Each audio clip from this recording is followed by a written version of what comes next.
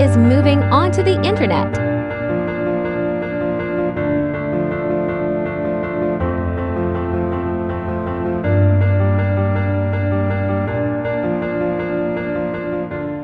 Welcome to SatoshiConomy JRNL Podcast number 1. I hope you enjoy it. Up ahead, we're going to do an intro to a book that's called A Plebs Treatise. Money's not the problem. Greed is. At SatoshiConomy JRNL, I view centralized monetary policy designs as central to mankind's ills and peer-to-peer fintech as the most potent force in mankind's history to counter this. Hashtag love all, serve others. I wish you well. I wish you wealth. I wish you health. And I hope you enjoy the video. Please feel free to like and subscribe and share and leave any comments. Thank you very much. Welcome back to the SatoshiConomy JRNL, a plebs treatise, a reveal of inevitable monetary disruption. Pleb, a citizen or commoner, a member of the plebeians. I'm with you. I'm not aristocracy or of the elitists or rulers. I'm one of you. And as a pleb, I don't imply a poor lower class or powerlessness or insignificance. Quite the opposite. As plebs, we're of the most common group of people. Today, plebs are a woke horde united in a cause to effect the global disruption of money. Yes, money. This inevitable global monetary disruption is only possible now because of the harnessing of the speed of light and light energy into the greatest invention in history, the internet.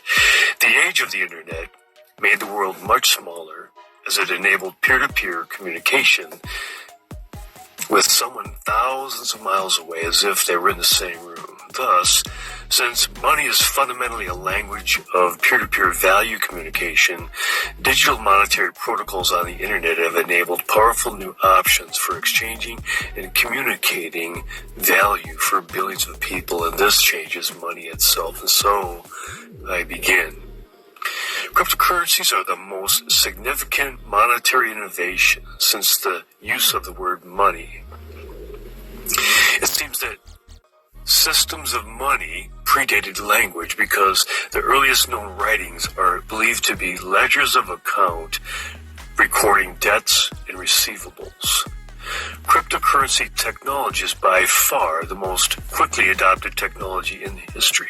And of 2021, cryptocurrency adoption globally is estimated to be increasing by about 120% per year, almost double the rate of adoption of the previously fastest adopted technology known to man, the internet. So, although it's practically impossible to get a precise calculation of individual adoptees, estimates are that there are about 150 million individual crypto adoptees globally by the end of 2021, and assuming only 100% increase annually going forward from here, that means that by the end of 2024, the world will see over 1 billion individual cryptocurrency adoptees. A tale of unprecedented growth. So the fact that previous to cryptos, though, investing in promising product or an opportunity was for the rich or the elites or venture capitalists or bankers or family offices or hedge funds or the highly connected or accredited investors, and only then, after 100x gains had already been made, only then how dare you, could the plebs get involved, but not so with cryptos. This market began with small retail investors and took only 12 years to reach trillion-dollar corporate boardrooms. Plebs are nimble. Corporations, not so much because they're bureaucratic behemoths. 2022 will be an historic year for cryptos because adoption of cryptos by the largest corporations and thus the highest echelons of society has evangelized crypto's credibility to the entire world. And so I begin. For the first time in history, there exists a money which decentralizes the powers and controls of its very own monetary policy. This world's first money stands in direct contrast to every notable form of money that's ever existed in history. In today's age, especially since February of 2020, there's an historically unprecedented level of money printing of nation-state currencies all over the world, bringing an overabundance of currencies online, all following the lead of the monetary policy of the world reserve currency, the US dollar. And this unprecedented money printing is all coincident with the unprecedented Black Swan Event of global lockdowns. This money printing is supposedly a humanitarian attempt to front-run and soften the devastating effects of a global catastrophe. It's now more important to the greatest number of people ever, the plebs, to understand that there is inevitable monetary disruption on a scale never seen before. 2022 will be a pivotal year, so I begin this treatise with a telling and historic quote. Quote, "There is an infinite amount of cash at the Federal Reserve. We will do whatever we need to do to make sure that there is enough cash in the banking system." End quote. That was uttered by Neil Kashkari, the president of the Federal Reserve Bank of Minneapolis, in March of 2020. Money printing in a fiat currency world, currency not convertible to gold, means that U.S. government spending is paid for by issuing brand new, never-spent dollars into the economy as debt on the nation's checkbook.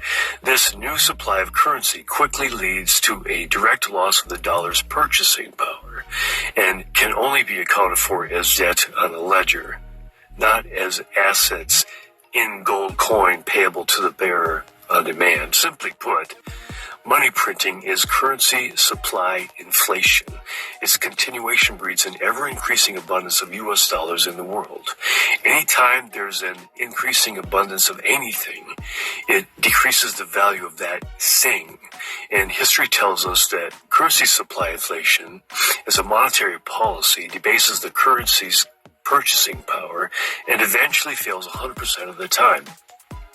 Conversely, if the printing presses were turned off, the dollar currency system would fail for many reasons. The long history of the inflationary monetary policy of the dollar will lead to its collapse. Either way, 12 premises of this treatise. Number 1, the right to property is a fundamental human right, and property rights are foundational to human prosperity. Number 2, currency does not equal money. Number 3, money stores the energy of value and is a language of value communication. Number 4, sound money maintains or gains value over time, and as water flows downhill, so sound money flows toward a good store of value. 5, the CPI is not the inflation rate. 6, currency supply inflation debases the purchasing power of the currency, fueling price inflation. Number 7, price inflation is not necessary. Number 8, price inflation is time theft of the working class. 9, price inflation correlates with increased hunger, poverty, homelessness, mental illness, stress, addictions, obesity, civil unrest, crime, disease, divorce, death, suicide, violence, murder, war, and other social maladies, and can logically be construed as a tax on society. Number 10, a high velocity of money is vitally important for a healthy economy and is now efficiently available globally through recent internet-based fintech innovations using blockchain technology. Number 11, an open, global, inclusive, 24/7, 365 internet-based free market with transparent internet transactions is now unstoppable and will lead to reliably true price discovery of goods and services, more competition, and less corruption on a global scale. Number 12, and finally, the invention of the internet is the most widely impacting and powerful invention in human history. Thus, as the world will predictably continue to adopt the common sense transformation of money onto the internet of money will become the most widely impacting and powerful invention in human history. Thank you very much for listening. Please feel free to like and subscribe and make any comments.